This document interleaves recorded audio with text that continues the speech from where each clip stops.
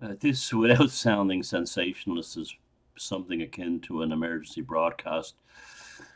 We knew it was coming. Ireland has basically fallen. Yesterday we had basically a Venezuelan type election where the government created a situation, the establishment in Ireland created a situation where they wanted Catherine Connolly in that job no matter what, and through game playing, restricting people to run for office, and putting up a candidate against her at the end that wouldn't vote for her, including a guy pulled out, I believe, on purpose. That was all part of the plan. She was guaranteed she would be elected president. Now, she won an election by the smallest majority ever. And there was a spoil the vote movement, and in some parts of Ireland, like Northside Dublin, some of the spoil the votes were up to 21%. Now, and also almost no one voted. Most people stayed at home. So basically, we have someone going into the position of president of Ireland with no popular mandate. And if, I mean, by any chance, the people from the American U.S. Trump Vance administration are watching this, under no circumstances should Catherine Connolly be allowed to represent Ireland in the White House or be acknowledged as the president of Ireland. You should be really acknowledging Maria Steen, who was basically the one who would have won it on the popular vote.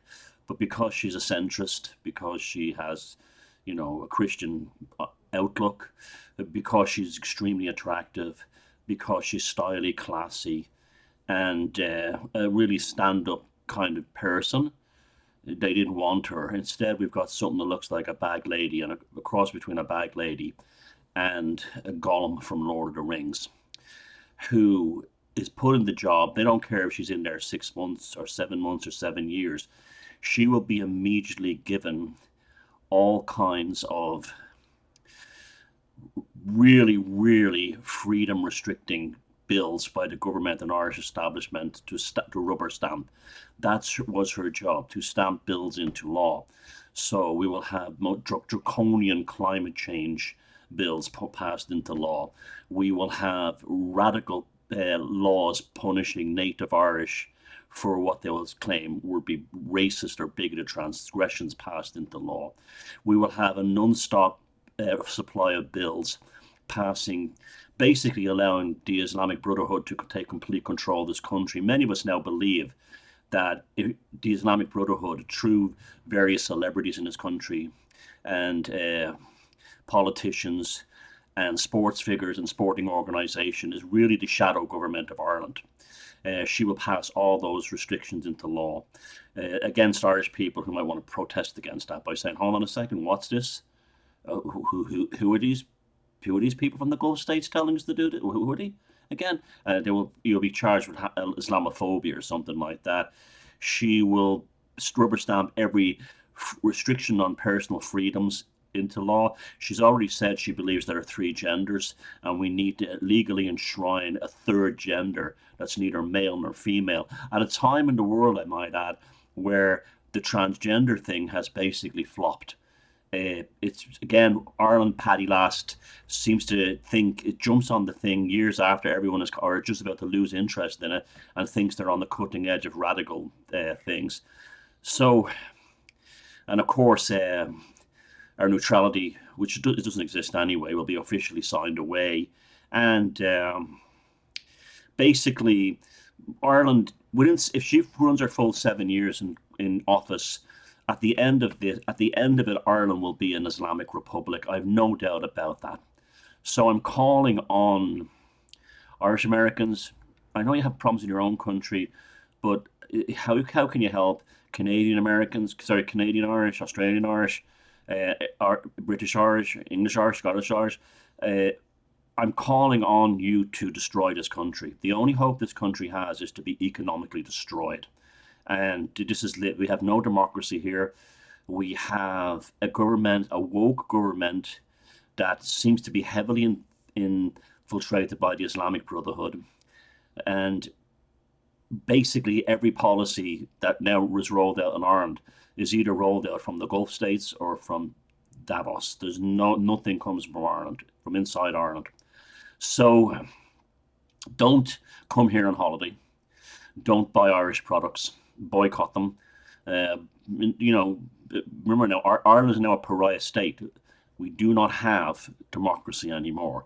So don't be, if we did, we wouldn't have had the person. Maria Steen, politicians actually said they were not going to endorse her because she'd probably win. That's what. Why? Because she would have been the people's choice.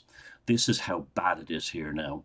So destroy this country economically any little way you can. Don't come here on holiday. Don't host Irish organisations on St. Patrick's Day and things like that until we until a new political system. See, I know people say things like there's no political hope or politics doesn't work. I completely disagree with that. I think if you can foster a generation who are growing up believing that there's no future in Ireland, which there isn't, and there's no future in anywhere else, that if you can politically change them, they will be the ones who will destroy the woke neoliberal nightmare that we now find, our Bolshevik nightmare we now find ourselves under. And so that's why people say things like deregister and stuff like that. That's deregistering. You know what the deregistering reminds me of? You know that scene in The Life of Brian where the crack Judean suicide squad comes to rescue Brian on the cross, and then they take out the swords and stab themselves, and then go, "That'll show them as they're dying." That's what deregistering is like. It's that stupid.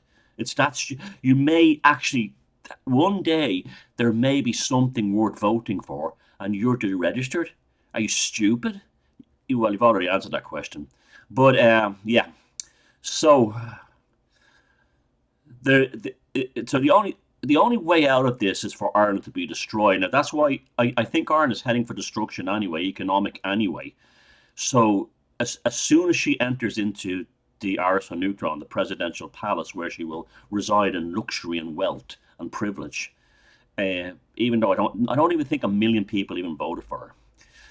They will be fast tracking bills into her to get them through there. Also, she's old, and we don't know how long she's going to live. So they're going to be hitting her with climate change, really draconian climate change type bills on personal freedom. You know, everything, all the nightmares, mandatory this, mandatory that.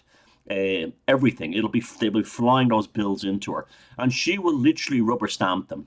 And she won't refer them back to the High Court or anywhere else for clarification.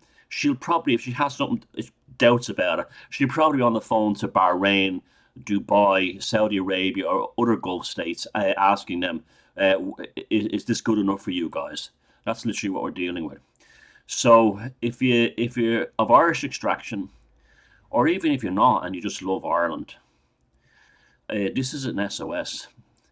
We are in grave danger, and literally this Irish diaspora, who exists around the world because it wasn't the fault of Irish people, it was the fault of the same kind of people that are putting Connolly into power. Uh, do what you can to help us. Anything. Take care.